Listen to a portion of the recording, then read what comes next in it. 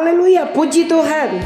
Baik, kita akan membaca firman Tuhan hari ini yang terdapat di dalam Filipi 3 ayat 12 sampai yang ke-16. Bukan seolah-olah aku telah memperoleh hal ini atau telah sempurna, melainkan aku mengejarnya. Kalau-kalau aku dapat juga menangkapnya, karena aku pun telah ditangkap oleh Kristus Yesus. Saudara-saudara, aku sendiri tidak menganggap bahwa aku telah menangkapnya, tetapi ini kulakukan. Aku melupakan apa yang telah di belakangku dan mengarahkan diri kepada apa yang di depanku, dan berlari-lari kepada tujuan untuk memperoleh hadiah, yaitu panggilan sorgawi dari Allah dalam Kristus Yesus. Karena itu, marilah kita yang sempurna berpikir demikian, dan jikalau lain pikiranmu tentang salah satu hal itu akan dinyatakan Allah juga kepadamu. Tetapi baiklah, tingkat pengertian yang telah kita capai, kita lanjutkan menurut jalan yang telah kita tempuh. Amin. Puji nama Tuhan. Jadi yang menjadi renungan kita pada hari ini yaitu terdapat di dalam Filipi 3 ayat 14. Saudara yang kekasih, di dalam ayat firman Tuhan di atas, Rasul Paulus mengungkapkan tujuan hidup orang percaya melalui yang kita baca di dalam Filipi 3 ayat 14, yaitu dan berlari-lari kepada tujuan untuk memperoleh hadiah, yaitu panggilan surgawi dari Allah dalam Yesus Kristus. Haleluya. Hidup kita akan berarti dan roh kita akan menyala-nyala dalam melayani Tuhan jika kita tahu tujuan hidup kita. Amin. Lalu apakah tujuan hidup orang percaya? Apa tujuan hidup orang Kristen?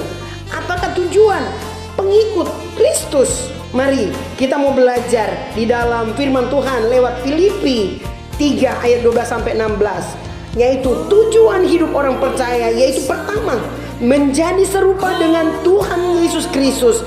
Filipi 3 ayat 10, dan mempergunakan panggilan Allah di dalam kita. Terdapat dalam Filipi 3 ayat 14, dan mengejar pahala, yaitu Filipi 3 ayat 14. Amin. Tujuan hidup orang percaya. Dan kedua yaitu bagaimana caranya kita mencapai tujuan hidup kita. Pertama yaitu kita mengutamakan Tuhan Yesus di atas segalanya.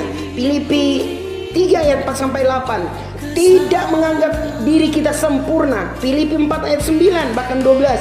Tidak membiarkan masa lalu menghambat langkah iman kita. Filipi 3 ayat 13. Dan kita terus berpikiran positif, yaitu Filipi 3 ayat 15 sampai 16. Yang pertama, tujuan hidup orang percaya. Bagaimana cara kita mencapai tujuan hidup? Yang kedua dan yang ketiga yaitu mengapa kita harus memilih tujuan hidup? Karena Allah mengkehendakinya. Karena sesama kita juga menghendakinya. Siapa lagi saudara? Keluarga kita, gereja, masyarakat, bahkan dunia. Karena apa? Usia kita hanya singkat. Usia kita hanya berapa tahun saja. Firman Tuhan berkata 70 tahun kalau kita kuat. Amin. Oleh sebab itu hidup ini hanya sementara. Mari kita kerjakan, kita lakukan.